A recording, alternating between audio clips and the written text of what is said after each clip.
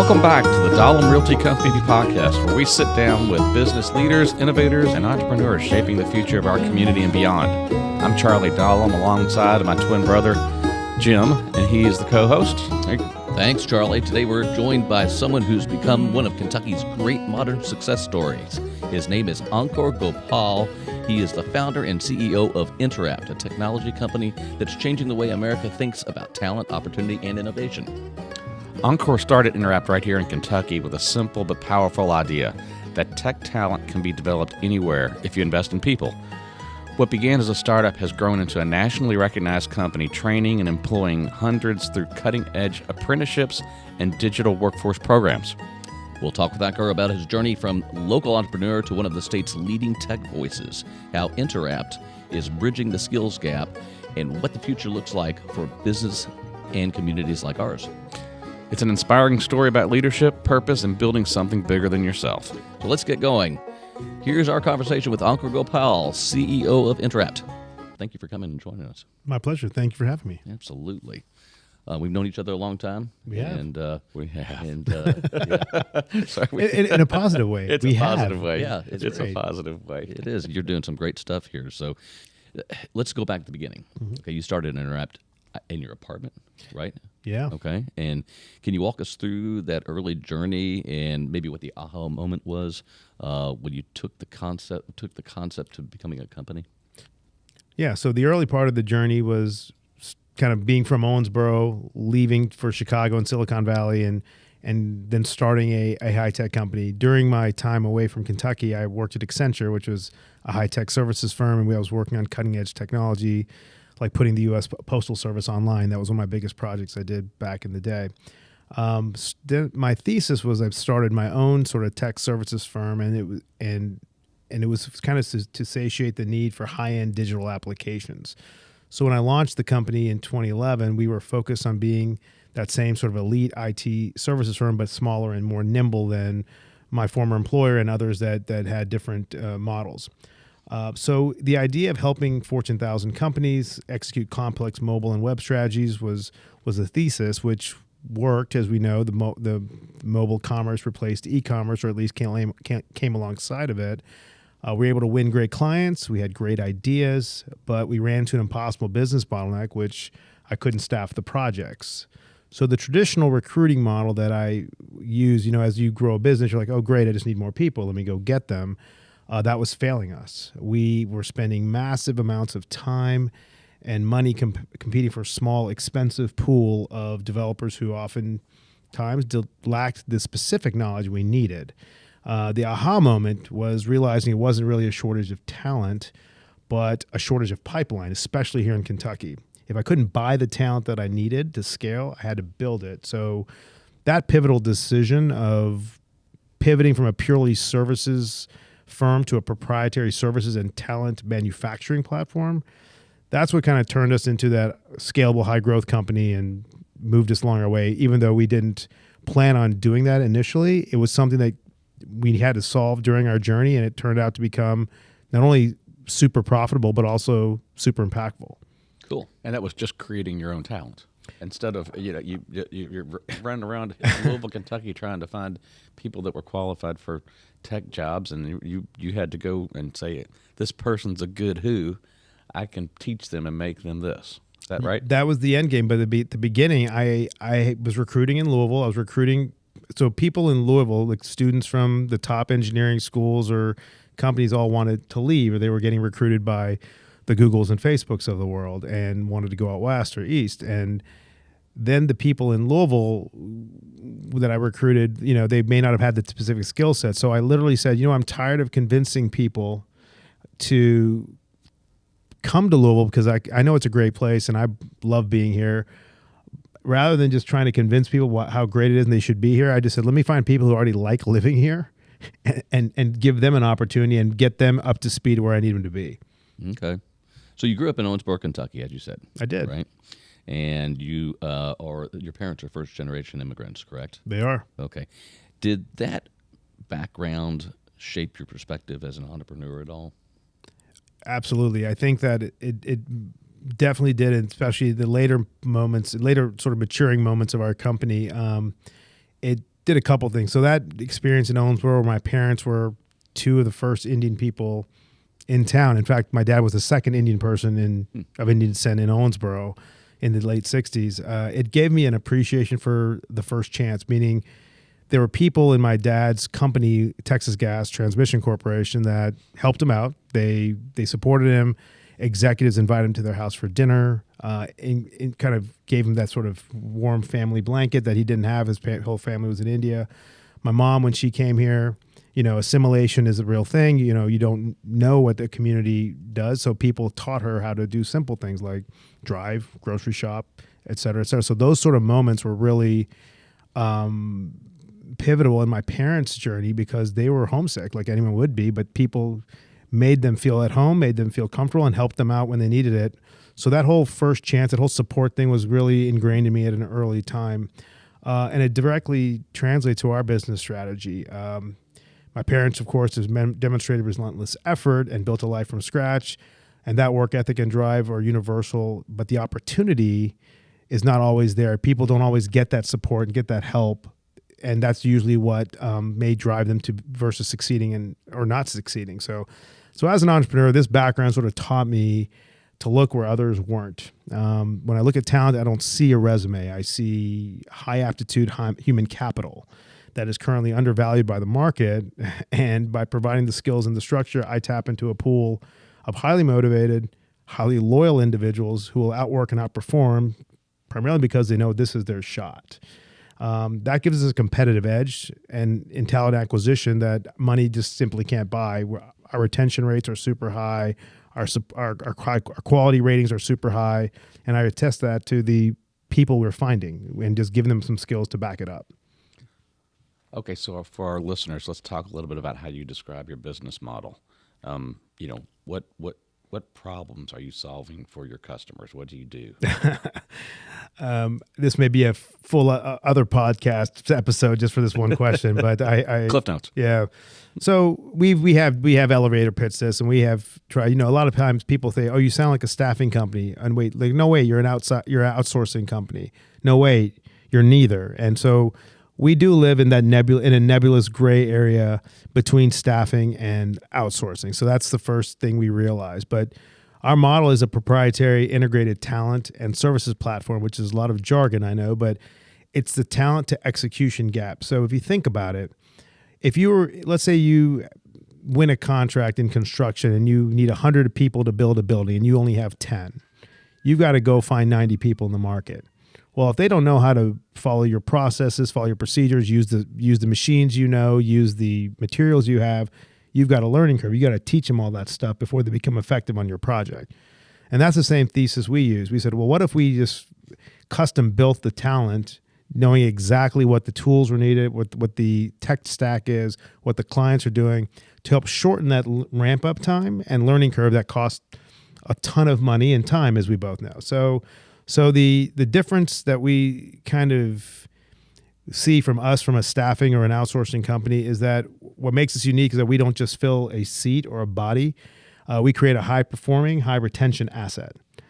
So the difference of that is rooted in the mindset. So the rest of the industry looks at talent acquisition as a bidding war for the same 5-year experienced veteran. We look at it as an investment in human capital with incredible upside. So when you give someone a life-changing opportunity like we do, this job may be the greatest thing that's ever happened to them in their life. And that we've heard that from them. So when you do that, you're unlocking a level of commitment, gratitude, and loyalty that just simply doesn't exist in the existing market. And we saw that over the past 10 years in the tech space, where people were job jumping for the highest bidder, and loyalty was not rewarded, nor you were docked for it. You were just bid upon, and you jumped for 10, 20% more salary. So when you're hiring folks, just kind of explaining, you engage a company that has a tech need, and you have these individuals who you have trained up, and they go out and work in that company to help solve that need, correct? One correction that when we have a company that has a talent problem, for example, when they say I need 100 people and I only have 10, we'll say, okay, what do you want those 90 people to be able to do on day one? And so then when we learn that from them, we reverse engineer the curriculum that way. And so we say, okay, they need to know these 14 things. So we build a curriculum with our partners to make sure they know those 14 things. And we, in a 3-month boot camp, we basically make sure that they are progressing on all 14 every step of the way, that they can meet the credentials that our clients set forth, and we make sure that they can deliver. So a lot of times in the tech world, when you're doing an interview for a tech company or a tech role, you do what's called a codability test, or it's part of a technical interview where they give you questions to answer. And we've seen people from many colleges and boot camps fail those miserably just because they were taught a lot of theory and not necessarily a lot of practical usage of the work. And that's where we make sure that the people can deliver and pass that test. We don't teach to the test per se, but we're making sure they have the skill set and the knowledge base to pass that test, which of course is a really strong indicator of success down the road for our clients and for them. And so, they complete that assignment, for lack of better terms, or whatever, and the project is over. Your job is you've got to be out filling the pipeline for the next project that you can take those people and move them to. Correct. Right? Correct. We're a just-in-time factory. The one thing we don't do is I don't train 1,000. People say, why don't you just train 2,000, 3,000 people? I said, and the funny thing is, we have a 6,500 person pipeline waiting list right now for our project and our programs. The reason I don't do that is because once you're learning something in 3 months, you've got to take that. You can't just train for the Olympics for 3 months and then have the Olympics 2 years later. It's literally the day after they finish the class. Maybe they get a few days to relax and then they go straight to their job. So it's that continuity that also we bring. That's why we call it a tech talent factory. We turn the factory on, and when we turn it on, it's not a 3-month sort of build. It is a 3-month plus 1 year apprenticeship that then allows them to continue on. So it's a 15-month sort of build if you look at it end to end. Okay. So you're working with creating talent. So how do you balance the twin goals of delivering business value to clients and creating opportunity for non-traditional talent? I mean, does it ever compete for you? Yeah, the short answer is no. They don't compete. They accelerate each other. So we've engineered it. So the way we've engineered our company is that our mission is our competitive moat. So because delivering business value, as you both know, requires stability, skill, and speed. Creating opportunity delivers superior versions of all of those things. So think of it this way. Our model recruits highly loyal employees, which means our client teams have significantly lower turnover. As you know, if somebody leaves mid-project, you've got a gap to fill. Problem. Right. So lower turnover means projects are delivered more consistently, institutional knowledge of the project and the skill set is retained, and the client satisfaction is higher. There's a direct link from employee gratefulness all the way to shareholder value for our customers. So that's kind of the thesis that we have been building in our mission, and it's become, and again, I have to remind people we're a for-profit company with a strong mission. And that's why we were able to be profitable, successful, and have scaled around the country. And that was another question. So you have scaled this all over the country. And as far as repeat clients go, what's your percentage of repeat clients? It's got to be large. It's 100%. Yeah. And I'm laughing because nobody ever. Then you're just a liar if you say everybody. But I'm telling you, the hardest part is not retaining the client. It's convincing the client to do something different. This is a different way of thinking about talent development, recruiting, retention, upskilling, all that stuff. We're a very unique company. So when you buy it, you buy more of it because the return is like, hey, this is high quality, low cost, high retention, and low headache. I mean, it's all those things. Low headache for the client. Yeah. That's right. So educating clients that this is the way to do it, or this is a way to do it, is kind of that's what I wake up every morning doing, and I'm waiting for the moment where everyone starts doing it, and I stay even busier. Yeah. So how do you evaluate and select clients to make sure they align with your mission? I mean, do you ever turn somebody away because there's a misalignment that doesn't work for you? You're asking me have you ever fired a client? We don't want to work with you. I have. So yes, I have fired clients. And no names. And yeah, exact no name, but that's the thing about the model. It's not for everyone, and we have to be disciplined about who we decide to work with. So misalignment can damage the talent supply chain, and it doesn't work for the individual or for us. So if they don't meet our criteria, we'll evaluate in a couple things, not just budget, but also cultural alignment. So if the project complex enough to provide meaningful growth? Are the people going to actually learn a real skill, or are they just going to be, doing data entry, which will be replaced by AI in 30 days? So we make sure that not only are our clients aware of what we're doing. I'm not trying to fill bodies. I'm trying to make careers and for people and for companies that want it. So that's something that we're doing. So we've had to coach clients a little bit, say, hey, you have to communicate with our people, you have to communicate with our leadership. And so it's kind of a few things here and there to kind of ensure the success of the project. Nothing bad, but if somebody is just like, hey, I only need a few people for 2 months, that's not us. That's a short-term staffing company, and let me give you the numbers of several good ones that I know. So that's an example of how we make sure that the customer knows exactly what we're doing. That's why enterprise clients are key for us, because they do want long-term commitment. They do want high quality and of course low cost. Yeah, it's in the shopping center business. It's obviously not exactly the same because you're dealing with people. We're dealing with people here. But we are dealing with people in the shopping center business, and you try to put together what's called a tenant mix, and sometimes you have to say that doesn't fit, and you have to leave the space vacant, or sometimes a certain tenant might knock on our door and say they like to lease from us, and we just don't like that use. For instance, a vape shop does not fit with our culture. So we won't do that. And somebody knocks on the door and says, can we just try this for a couple months? No, that doesn't really work. Yep. So I hear you. Sometimes it's tough to do that, but that's the vision and the discipline. Yeah. Yep. Exactly. Do you, all right, so you've got the strong apprenticeship program. Talk a little bit about the people who are coming into it. I mean, many of them are underrepresented. They're veterans.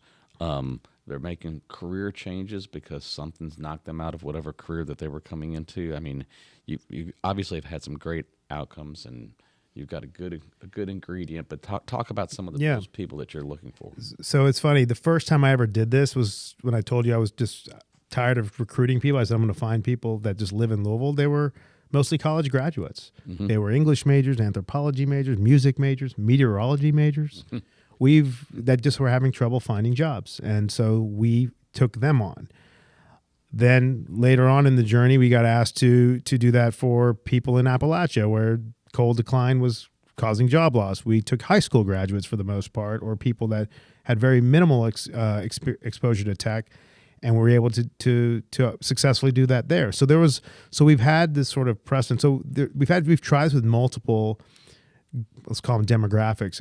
We were called to Atlanta to do it in the poorest zip code in Atlanta, so highly dense urban area, and then we were asked to do it in Chicago, and then you talk about career pivoters or veterans that are transitioning from military service into civilian life, women that are returning to the workforce. So we have tested this with so many different demographics that, frankly, we never really looked at the demographics. We just said who's willing to give us the number one criteria we're looking for, and that criteria is high performance commitment. Who's able to do that? So I've had executives' children.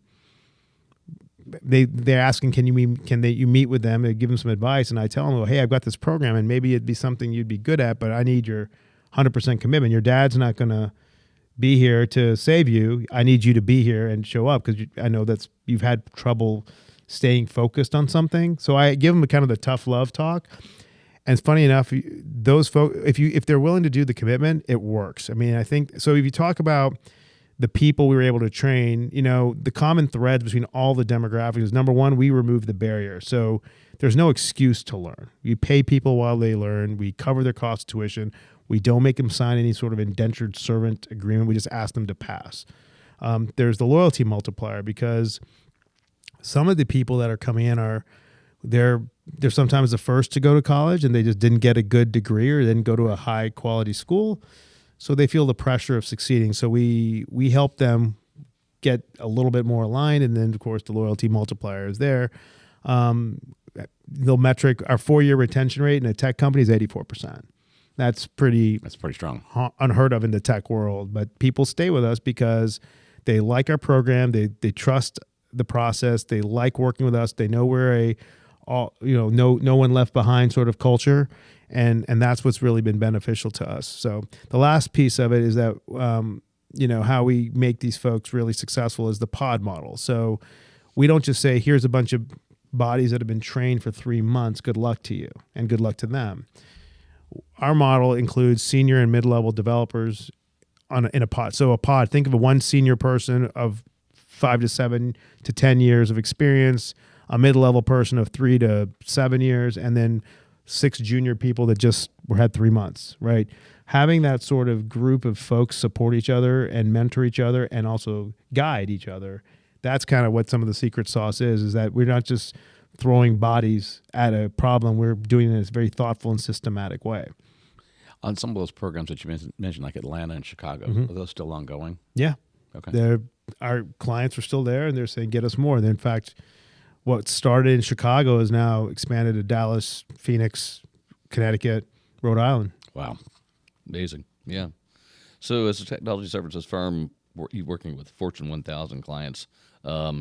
What key trends are you seeing now? There's AI, digital transformation, et cetera. What do you see that excites you, and also what do you see that kind of scares you, makes you feel more cautious? Yeah, the good old AI, right? It's Yep. can't do an interview without that Get away question. with it. Yep. But you're right. Though that is exciting. That is the rapid maturation of AI, actually applied AI, not just. So we moved past the novelty and into enterprise level execution in AI. So think of that. That's creating a demand for what we call AI translators and technologists who can integrate generative AI not only into an application, but into a core business process like supply chain optimization and customer service. So we talked about customer service. You may not need 100 people to manage your inflow of customer inquiries, but you may need 10, and you may be able to build the bots to service the remaining part of it. So doing it the correct way. If you don't have good data, you don't have a good bot, you don't have good solution. If customers are frustrated,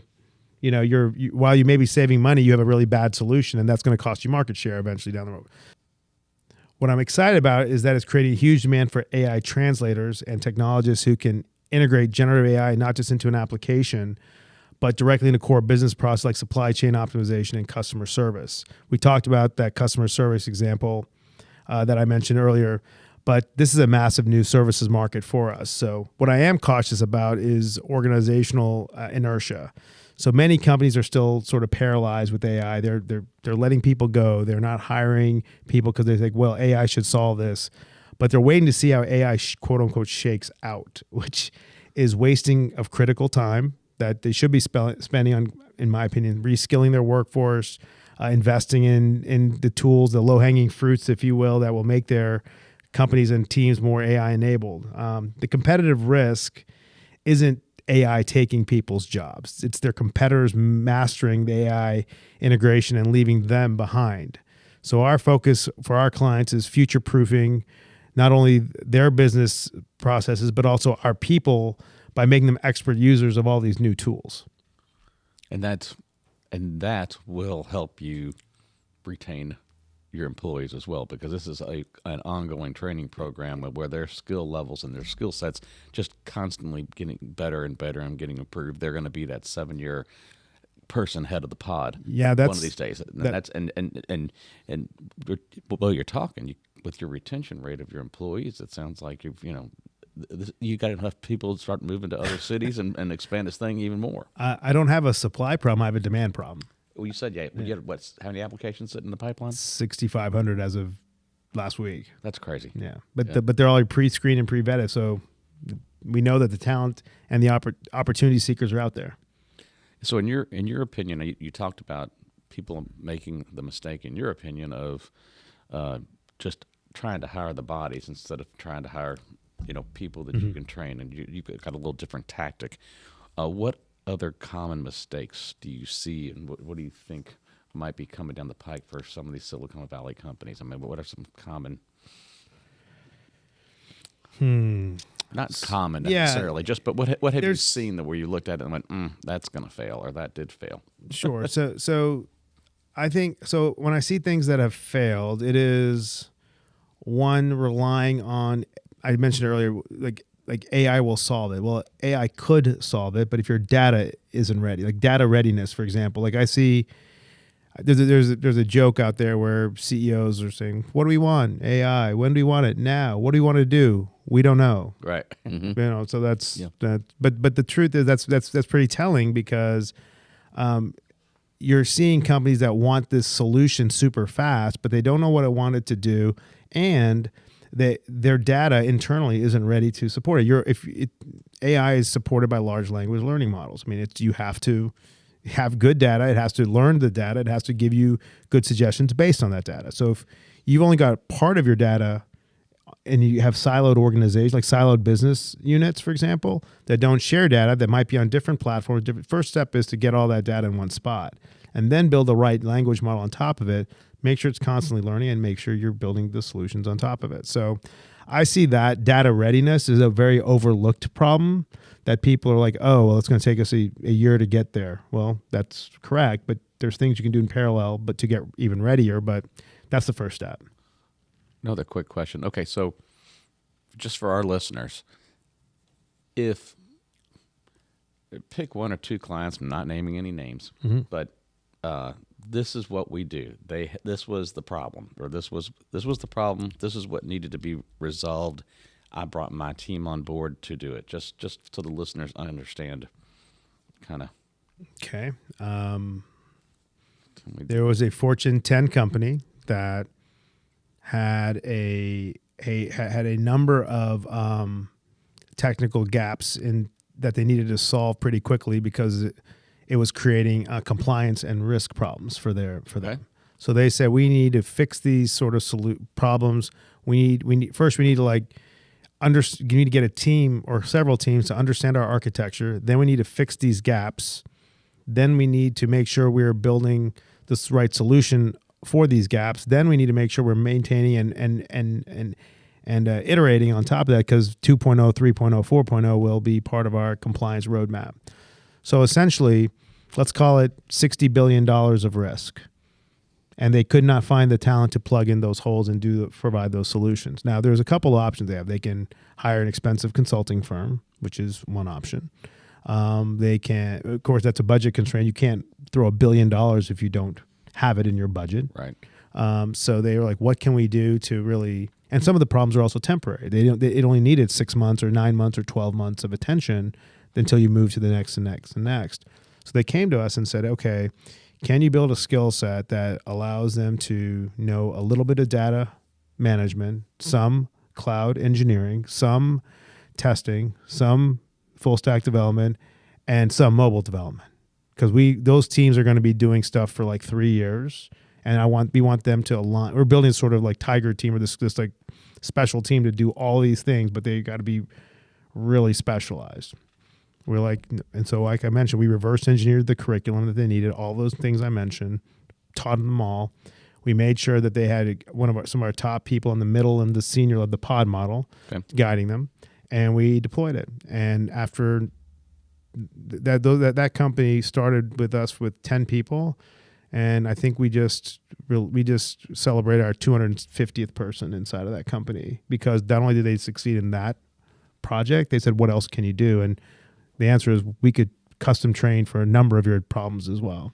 So fast forward today, they needed to fix the problems within 14 months. We went live with them in month 9. They asked to convert almost 40 people from that team to full-time employees at their company. Because we give them the option. So some of our clients want to eventually bring them into that's what makes us different than an outsourcing company. We protect the asset sometimes. Like you can't hire our people if I put them on your project, right? Right. We actually will allow people to hire our entry-level people, not our mids and seniors, but our entry-level folks as part of the model. So if you want to stay with us, you can. But if you want to go with a career there, you can too. And sometimes people pick and choose, but there's no reason that it's not a career pathway for people. So and people may ask, why do you do that? You're giving up your high-valued asset. The answer is the company will ask us to make more. They may want to convert 10 of them, but they're going to come to me for 100 down Right. the road. So Right. that's kind of how the model is a little bit different than traditional staffing or outsourcing. Interesting. So your company is growing incredibly quickly. So your hair is on fire, right? And so what leadership habits, routines do you practice to help you maybe stay grounded, centered? You've got a family, you've got, running a business, you got to manage stress, what do you do? Yeah, it's great. I mean, and that was early on. Our company has had no shortages of hair on fire moments, or, entrepreneurship is as you know, ups and downs, and this too shall pass, whether it be good or bad. So I think that's one of the things I've kind of conditioned myself a little bit is I don't get too high or too low about when things are bad, like, or things are we lose a deal, or a client decides not to extend, or they decide not to move in the direction with us, or whatever it may be. Okay, I don't like it, and I deal with it, but then I go to the next thing. The same thing. We win a huge deal. We get a 150 person contract. Great. Let's celebrate for a happy hour and then go back to work. So it's very much that. That's one thing. From a staying grounded and kind of self-care thing, I mean, first I think it was movement. I think I love tennis. As you mentioned, I play 2 or 3 times a week.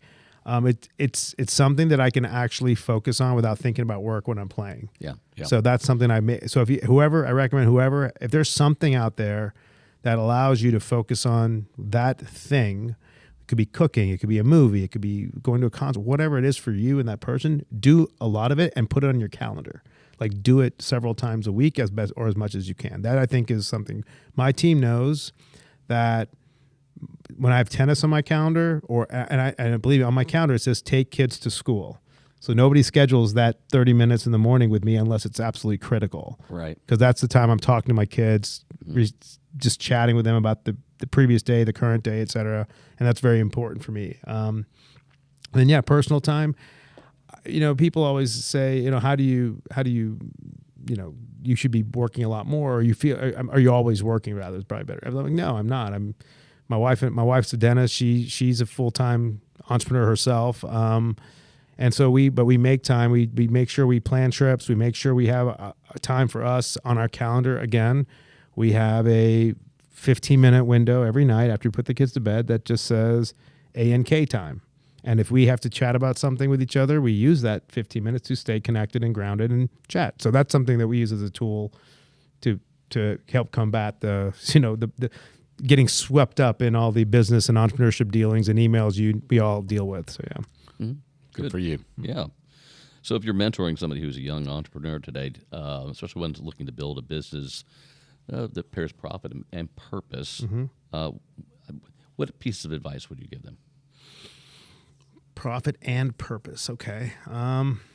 That's what you're doing. Yeah. No, it is. And it wasn't and for the record, it wasn't I intentionally set out to do. My goal was to build a great company, but I realized mid-journey that I can build a great company by having great purpose. So I do agree with that. So I think the first thing is, if you're passionate about a project, let's say you're passionate about veterans, make sure that purpose is your competitive edge. Don't just say, hey, I'm helping veterans, please work with me. Well, the answer is, I'm helping veterans because the way that I'm doing it is better than anyone else. It's bringing impact to those people, the demographics I'm serving. It's bringing wins to you, and it's impactful. So it's what I call evaluating the 4-win situation. Is it good for you, the entrepreneur? Is it good for the employee or the person you're serving? Is it good for the client you're selling it to? And is it good for the community? I mean, the community benefits when we create 100 jobs. The same way if an entrepreneur does that, if any entrepreneur that creates wealth, job creation, they're contributing to our communities and our society, which I'm a big fan of. So, we measure, one of the things we also focus on is I wanted to work at a company. When I left Accenture, it was a very large company, and I don't think I was very cut out to play the corporate game, which many people are. I just don't think I was going to be good at it. So I wanted to create a company that not only I wanted to work, not only others would want to work for, but that I wanted to work for. And in doing so, you've got to make it to where everyone wants to work for it. Otherwise, people will leave you. So that was one thing I did, making sure that you build a company where everyone's dialed in and on board with that. And then, lastly, we touched on it a little bit. Getting comfortable with the journey, loving the journey, because it's going to be ups and downs, wiggles of false hope, high moments, low moments, etc. I think being able to manage that complexity, but also, like you mentioned, being able to say no or firing clients, being able to pass certain opportunities because they don't fit, and moving into the direction where that's where the vision and the long-term play is. Those are things that I think have served me well that I would recommend. So talking about vision in the next 5 to 10 years with Interapt, what is your vision? What geographically you're national, it sounds like. Well, we are national, and that happened due to the pandemic. Initially we were training people and building sort of training facilities in those locations like Atlanta, Cleveland, and Chicago. But after the pandemic, we went all virtual. And I thought when that happened, I was like, oh, our model's going to break. There's no way you can learn this difficult stuff online. Well, after we did a couple of them online, we found our pass rate went up from 84% to 96%. And I asked the teachers, the same ones who taught in person, now are doing it online. I said, this makes no sense. How is that possible? They said, well, we've whittled it down to 2 reasons. One, logistics, meaning they don't have to find babysitters to come to the class or get on a bus or find a friend to drive them to class or whatever. All the logistics are removed. They just go and log in from their house. The second is the questions were better, meaning people were more willing to type into a chat box rather than raise their hand and disrupt the class. So the questions were better. But what happened, they'd type in a question and like 7 other people would like it or thumbs up it, and they would stop the class and go over that concept. So everyone was brought along in a more efficient way. So in doing that, that's what allowed us to do this anywhere. So now we are. Kentucky's home. Kentucky's been very good to me and my family, as we've talked about. I'm bullish on, the Midwest. I love the Midwest. I've lived on both coasts, and but I believe that we've got to do stuff. Tier 2 and 3 cities like Louisville have to do something to maintain, compete, not lose population, have a place for our younger generation to build companies, come back to work for companies, et cetera, et cetera. So to me, the vision that I want to see in the next 5 to 10 years, for Interapt specifically, we're focused on AI delivery centers. We're training people up to provide the AI skills and the projects needed. It may not be year-long projects anymore. It may be 3-week implementations, but you do more of them. Every company needs a AI bot to handle supply chain, for example, or many companies do. Finance. There's a lot of things, HR, all these things can be automated and implemented in companies regardless of industry. So my vision for Interapt is moving Interapt into an AI delivery partner for a lot of these companies. And that's where I believe the market is heading. That's the first thing. The second thing with the community, I'm part of a couple of organizations that are really passionate about Louisville, that we believe that the next big, great company is going to be homegrown from within. It's not going to be recruited. And while there's tremendous amounts of, companies that are great to recruit, those scalable, those unicorns, those once in a lifetime sort of once in a generation sort of things, we believe can be nurtured from within. So I'm pretty big on helping other people achieve their entrepreneurial dream and vision. So that's something else I'm doing. So lastly, we are at about 3,200 people that have come through our model. My vision is 10,000 people. I think we can easily do. My initial vision was 10,000 in Kentucky. Right now we're at 3,200 around the country. So while we had to modify it a bit, we've still impacted tremendous amounts of people and families, which I think is good. But there's no reason we could not do this and have 10,000 people in our Commonwealth just working in sort of these future-proof jobs, these high-tech jobs, creating wealth, creating impact in our economy, our community, et cetera. So I'm an optimist of that regard. I believe there's phenomenal talents in Kentucky, and I'm looking forward to helping support that however I can. One last question here. And that because when we started this thing out, you said, Jim said, well, we've known each other for a long time, and you and I both laughed.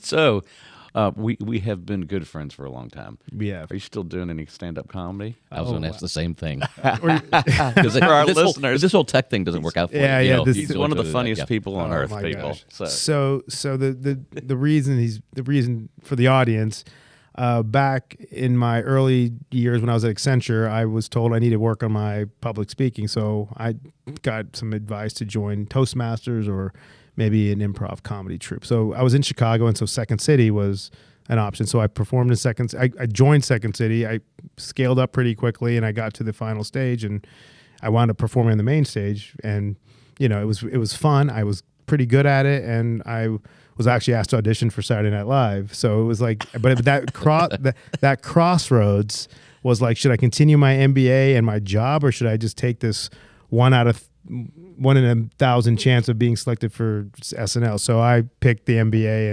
and didn't go that route, but I love it. I dabble in it. It's a long answer, but the short answer is yes, I am still dabbling in it.